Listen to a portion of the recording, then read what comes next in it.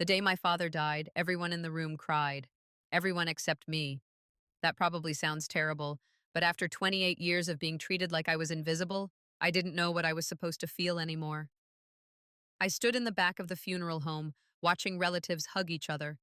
My sister Amanda stood in the center of it all, just like always. People surrounded her, comforted her, praised her, protected her. Meanwhile, I stood alone near the wall, just like I had my entire life. Nobody asked if I was okay. Nobody asked how I was handling the loss. Nobody even looked at me. And honestly, I was used to it. Because in my family, there were always two different sets of rules, one for Amanda and one for me. Amanda was the golden child. I was the mistake. At least that was how it felt. If Amanda got a B in school, everyone celebrated. If I got an A, nobody cared. If Amanda forgot a responsibility, someone else fixed it. If I made a tiny mistake, I heard about it for months. Growing up, I kept waiting for things to change. I kept believing that if I worked harder, tried harder, loved harder, eventually my family would notice. They never did, especially my mother. She adored Amanda. Every conversation somehow became about Amanda. Every family gathering became about Amanda. Every achievement became Amanda's achievement. And somehow every problem became my fault. It got worse after college. Amanda struggled financially. She changed jobs constantly. She borrowed money, made bad decisions, ignored advice. But somehow the family always rescued her. I was different. I worked two jobs, saved every dollar, bought a small house, built a stable life. But nobody celebrated that. Instead, they acted as if my success made me selfish. The more independent I became, the more distant my family grew, especially my mother. She often said the same thing. Family should always help family. What she really meant was, I should always help Amanda. And I did. For years. Until I couldn't anymore. The first time I refused to lend Amanda money, my mother called me cold-hearted. The second time, she called me selfish. The third time, she stopped speaking to me for nearly 3 months. Amanda never thanked me for anything. Not once. Instead, she acted like my help belonged to her. Like she deserved it. Like I owed her. And somehow everyone agreed. Even Dad stayed quiet. That was the part that hurt the most. My father wasn't cruel. He wasn't loud. He wasn't controlling. He simply never said anything. Whenever Mom favored Amanda, he stayed silent. Whenever I was blamed unfairly, he stayed silent. Whenever Amanda crossed a line, he stayed silent. Year after year. Silence. Sometimes silence hurts more than words. As I stood in that funeral home, I thought about all of it. The birthdays, the holidays, the family dinners, the constant disappointment, the feeling of never being enough. Then I noticed something strange. Dad's attorney had arrived. His name was Mr. Parker. He was standing quietly near the front entrance holding a thin black briefcase. At first, I didn't think much of it. Then I noticed Amanda staring at him. She looked nervous. Very nervous. And for the first time all day, I felt curious. Because Amanda rarely looked nervous. Amanda usually acted like she owned every room she entered. But today was different. She kept glancing toward the attorney, then toward Mom, then back toward the attorney, almost as if she was waiting for something, or worried about something. I didn't know it yet. But that black briefcase was about to change everything I believed about my family, and everything they believed about me. People often think favoritism starts with big moments. It doesn't. It starts with tiny moments repeated thousands of times.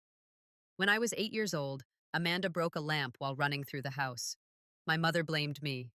When I was 10, Amanda lost money Dad had given her. My mother blamed me. When I was 13, Amanda failed a class. Somehow that became my fault too. Maybe it sounds ridiculous, but that's how things worked. Amanda created problems. I became responsible for them. After a while, I stopped defending myself, because defending myself only made things worse. Mom would accuse me of being dramatic. Amanda would cry, and suddenly I would become the villain. Dad would sit quietly at the dinner table, looking uncomfortable, saying nothing. Always nothing.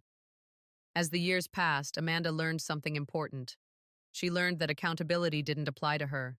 She learned she could say almost anything, do almost anything, and someone else would clean up the mess. Usually me. One Christmas stands out more than the others. I was 23. Amanda was 26. She had borrowed several $1,000s from various family members. Nobody expected repayment. They never did. That year, she arrived in a brand new luxury SUV. Everyone admired it. Everyone complimented it. Everyone congratulated her. I remember standing there wondering if anyone else saw the problem. She owed money to half the family, yet somehow she could afford a vehicle more expensive than mine. When I quietly mentioned it later, Mom became furious. Stop being jealous. Jealous. That word followed me for years. Whenever I questioned anything, whenever I noticed something unfair, whenever I asked reasonable questions, I was jealous. Never honest, never hurt, never ignored, just jealous. Eventually, I stopped attending family events regularly. It was easier, less painful. But that decision created another problem. My absence became proof that I didn't care about the family, at least according to Mom. Amanda repeated the story everywhere. She thinks she's better than us now. People believed her. Why wouldn't they? She had years of practice controlling the narrative. Meanwhile, I focused on my own life. My career improved, my savings grew. I met someone wonderful named Ethan. For the first time in years, I felt happy, genuinely happy. But even that became a problem. Amanda hated seeing me happy. The happier I became, the more critical she became. Every achievement triggered another comment, another insult, another attempt to pull me down. Looking back, I think she needed me to stay beneath her, because if I succeeded, the entire family story fell apart. The story where she was the star, and I was the disappointment. Then Dad got sick, and everything began to change. At first, nobody told me how serious it was. I learned about his diagnosis from a cousin, not from Mom, not from Amanda, not even from Dad. A cousin. That hurt more than I expected. Despite everything, he was still my father. So I visited him. And during that visit, something happened that I couldn't stop thinking about afterward. Something small, but strange. Dad waited until we were alone. Then he grabbed my hand. His voice was weak, much weaker than I had ever heard. And he said 4 words. 4 simple words. Words that wouldn't make sense until much later. He looked directly into my eyes and whispered, "Read the letter." Then he let go. At the time, I thought medication was affecting him. I thought he was confused. I had no idea those 4 words were the beginning of the biggest secret in our family's history. For days after that hospital visit, I couldn't stop thinking about what Dad had said. Read the letter. Those words kept repeating in my mind. At first, I convinced myself they meant nothing. Maybe he was confused. Maybe the medication was affecting him. Maybe he wasn't even talking about a real letter. But something about the way he said it felt different. His eyes had been clear, focused, intentional, almost like he had spent months waiting to say those words. A week later, I visited him again. The hospital room smelled like disinfectant and stale air. Machines beeped softly in the background. Dad looked weaker, much weaker. The strong man who used to carry me on his shoulders now struggled to lift a glass of water. I sat beside him quietly. For a few minutes, neither of us spoke. Then he looked toward the door, making sure nobody was there. His voice dropped almost to a whisper. "How are you doing?" I almost laughed, because it was the first time in years he'd asked. Not about work, not about money, not about helping Amanda. About me. I shrugged. "I'm okay." He nodded slowly. Then he said something that surprised me. "You always say that." I looked at him. "What?" "You always say you're okay." There was sadness in his voice, a sadness I'd never noticed before. For the first time, I wondered if Dad had seen more than I thought. Maybe he hadn't been completely blind. Maybe he'd noticed everything. He just never stopped it. That realization brought mixed emotions. Part of me felt hopeful. Part of me felt angry, because seeing it and ignoring it wasn't much better. Dad closed his eyes for a moment. Then he opened them again. "You deserved better." My heart froze. 4 words. Simple words. But they hit harder than anything he'd ever said. I didn't know how to respond. For years, I had imagined hearing something like that, an acknowledgement, an apology, anything. Now that it was finally happening, I felt completely unprepared. Dad, he raised his hand, stopping me. Just read the letter. Again, the letter, the mysterious letter. Before I could ask another question, the door opened. Mom walked in. Immediately, Dad became quiet. The conversation ended, just like that, as if someone had flipped a switch. Mom smiled at him, then looked at me. Not warmly, never warmly. More like she was surprised I had shown up.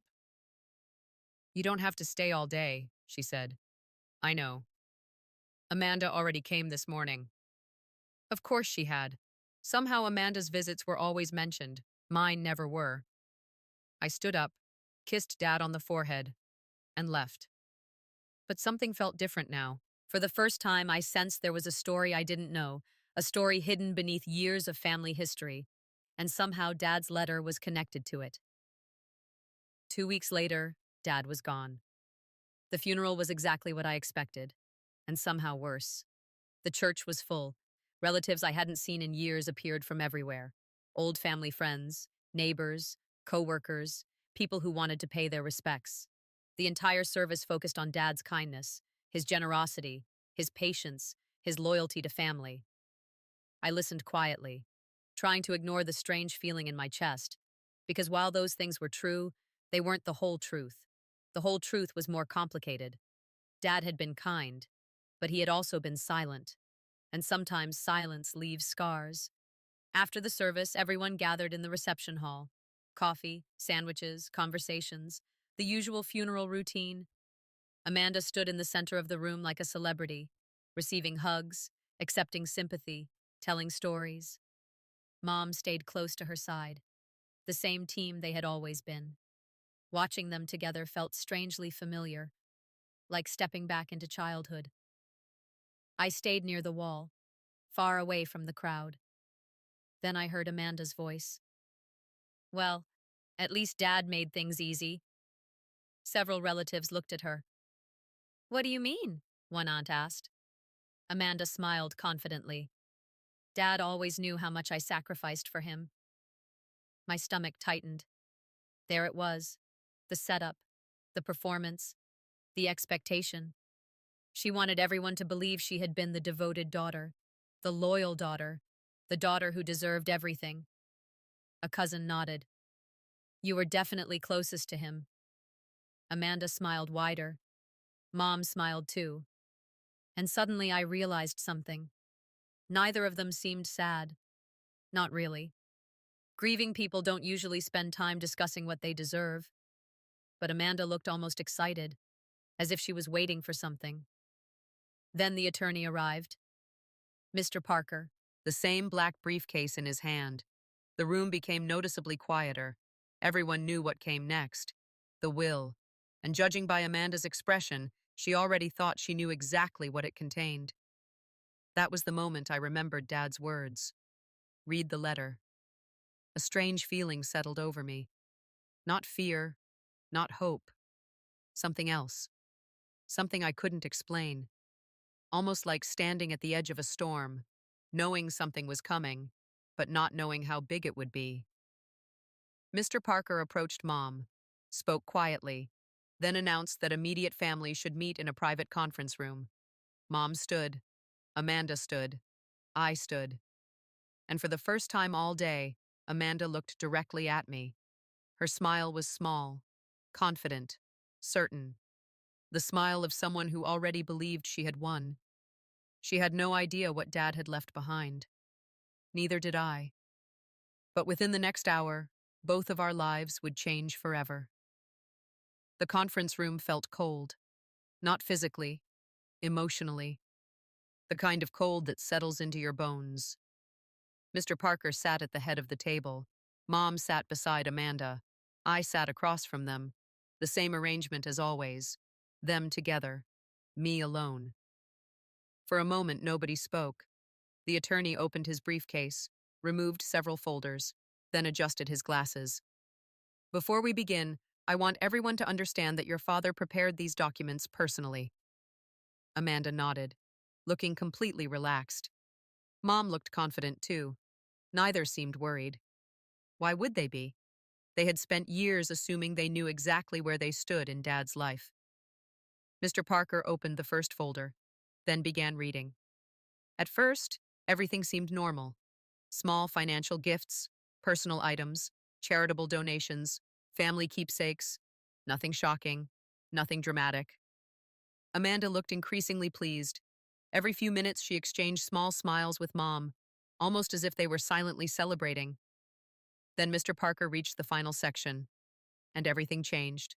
He cleared his throat. There is one additional document. Amanda smiled. Mom smiled. I felt my pulse quicken. The attorney reached into the briefcase and removed a sealed envelope. Unlike the other papers, this one looked old. Very old. The edges were slightly worn. The handwriting on the front was unmistakable.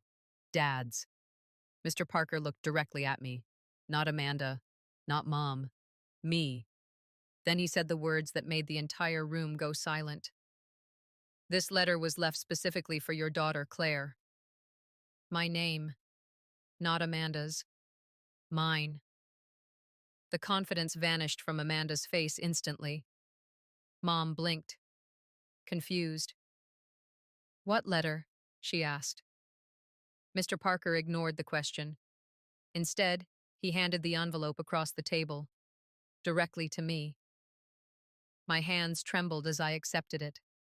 Suddenly, I remembered every conversation, every insult, every year of feeling invisible, every moment of wondering whether Dad even cared. The room was completely silent. Nobody moved. Nobody spoke. All eyes were on the envelope. Dad's final message. The letter he had mentioned. The letter he had wanted me to read. The letter that had waited years to be opened. Slowly, I broke the seal. And what I found inside would expose a family secret that had been hidden for decades. My hands were shaking, not because I was scared, because suddenly every memory from my childhood felt heavier. The room was silent. Even Amanda wasn't speaking, and Amanda always had something to say. I slowly unfolded the letter. The paper was yellowed slightly with age. Dad's handwriting covered both sides. The moment I saw the first line, my throat tightened. It read, Claire, if you're reading this, then I no longer have the courage to tell you these things myself. The room disappeared around me. It felt like Dad was sitting beside me, talking directly to me. For the first time in years. I continued reading. There are truths I should have spoken long ago. Every year I waited made it harder. Every year I stayed silent caused more damage. My eyes started to sting. Dad had always been a man of few words. Yet here he was, speaking more honestly than he ever had. You spent your entire life wondering why things felt unfair. I stopped breathing for a second, because that was exactly what I had wondered. Not why life was unfair, why my family was unfair, why no matter what I did, I was always standing outside the circle. Dad continued, You were never imagining it. Things were unfair. The words hit me like a wave. Across the table, Mom shifted uncomfortably. Amanda crossed her arms. Neither looked happy. I continued reading. Your mother made choices I was too weak to challenge. I told myself I was keeping peace. I told myself staying quiet protected the family. I was wrong. The room felt smaller. Every sentence increased the tension. You deserved support.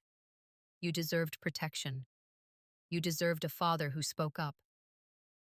I couldn't remember the last time anyone in my family had defended me. Now it was coming from the one person who should have years ago. But the next paragraph changed everything. There is something you do not know about Amanda. The moment I read those words, Amanda sat upright. Her confidence disappeared completely. Mom looked nervous. Very nervous. For the first time all day, they looked scared. And that scared me too. Because what could possibly be written in this letter? I kept reading. For years, money disappeared from family accounts.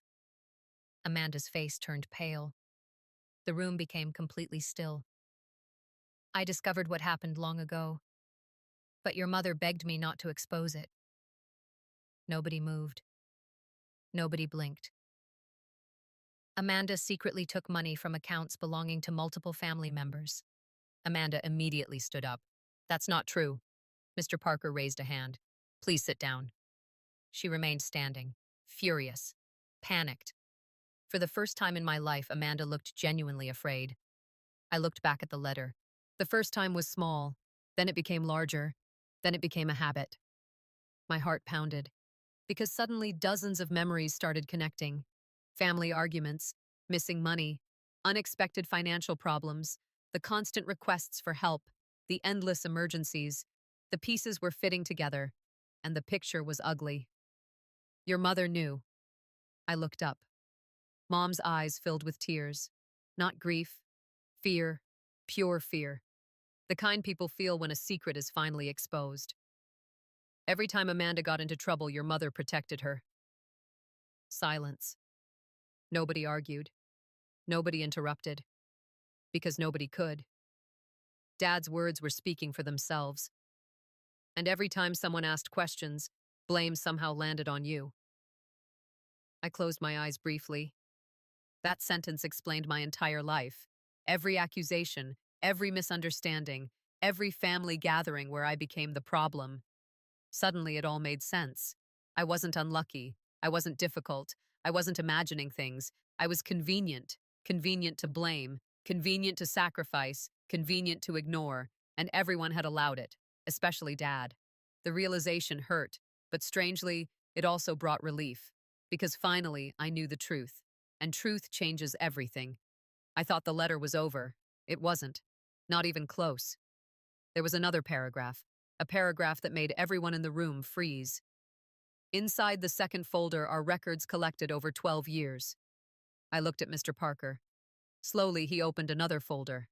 A thick one, far thicker than the others. My stomach dropped. There had to be hundreds of pages. Bank statements, transaction reports, financial records, dates, amounts, copies, evidence, years of evidence. Amanda stared at the folder, then at Mom, then back at the folder. The confidence was gone, completely gone.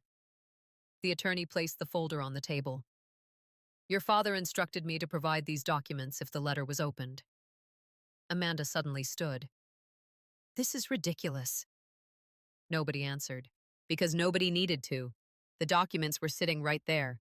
Physical proof. Years of proof.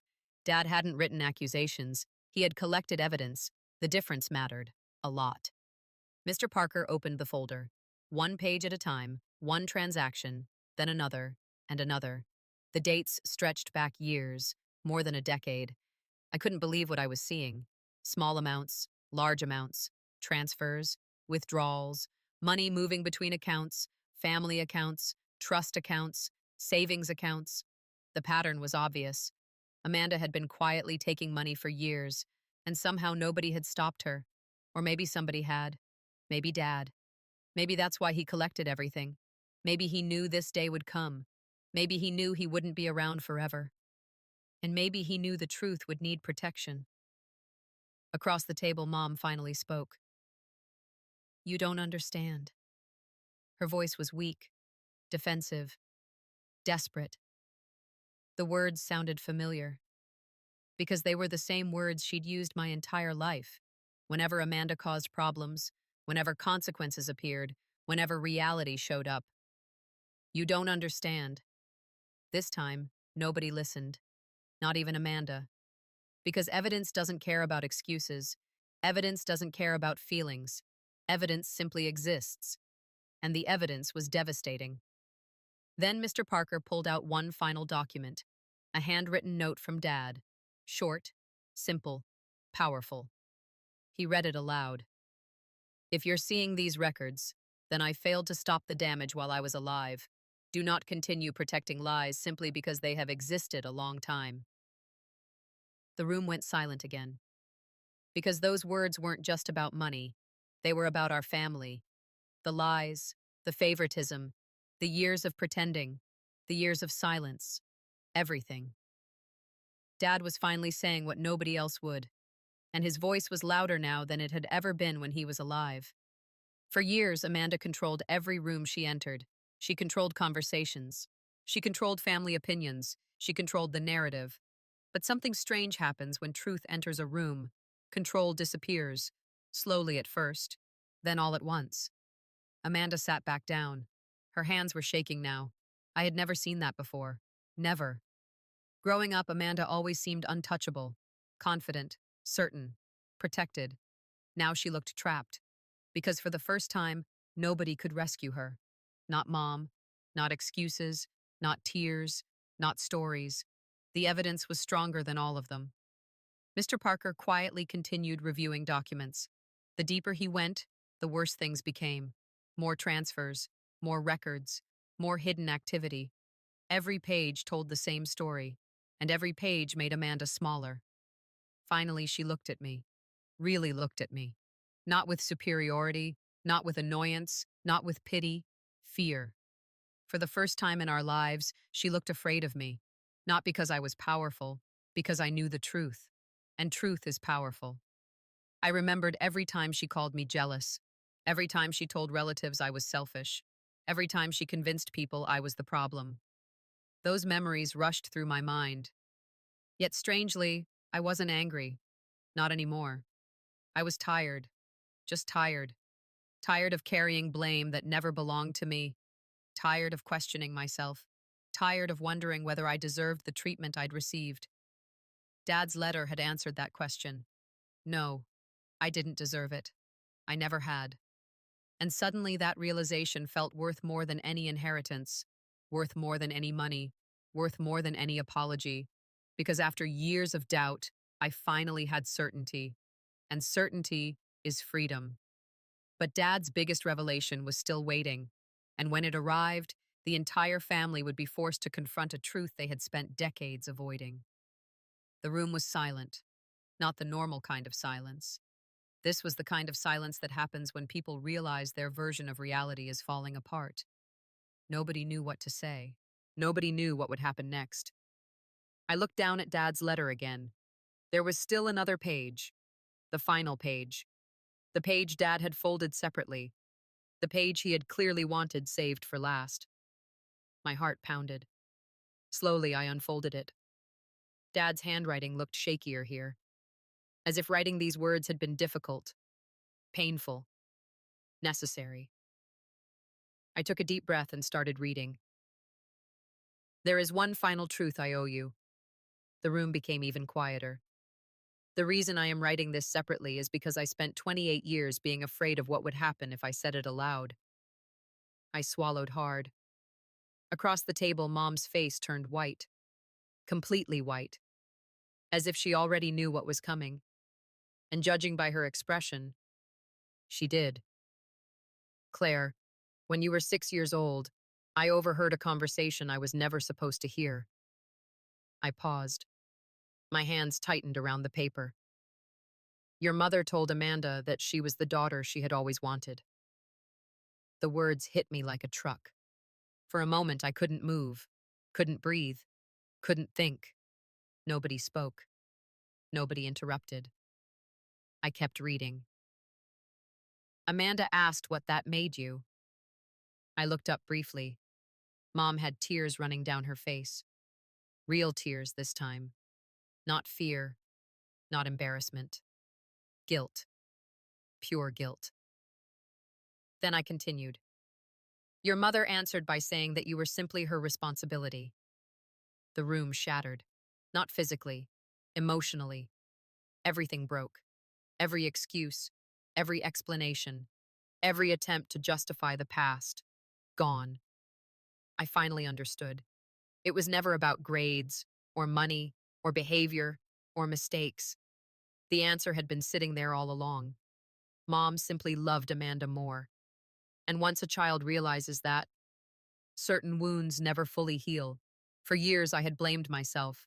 I thought maybe I wasn't good enough, smart enough, successful enough, kind enough. I spent decades trying to earn something that was never being offered. Acceptance, love, approval. Now I finally understood. The game had been rigged from the beginning. Dad's words continued. I should have confronted it immediately. A tear slipped down my cheek. Instead, I convinced myself things would improve naturally. Dad knew. All these years. He knew. That realization hurt. But strangely, it also helped. Because at least one person had seen it. One person had noticed. One person had understood.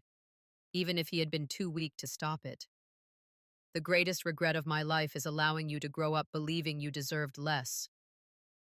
The room was completely silent. Even Amanda looked stunned. I don't think she expected this.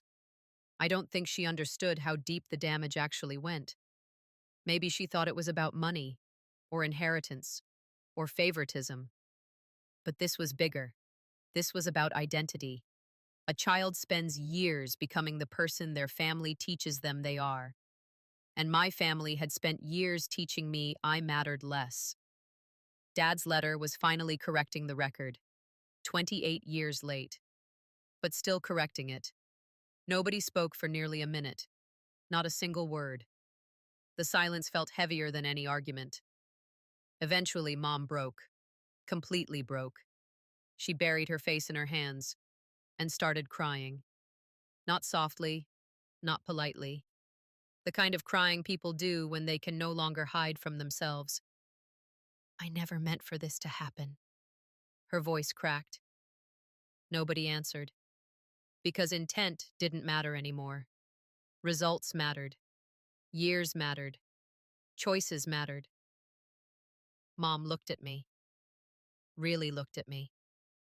Maybe for the first time in years. I'm sorry. The words hung in the air. I had imagined hearing them thousands of times.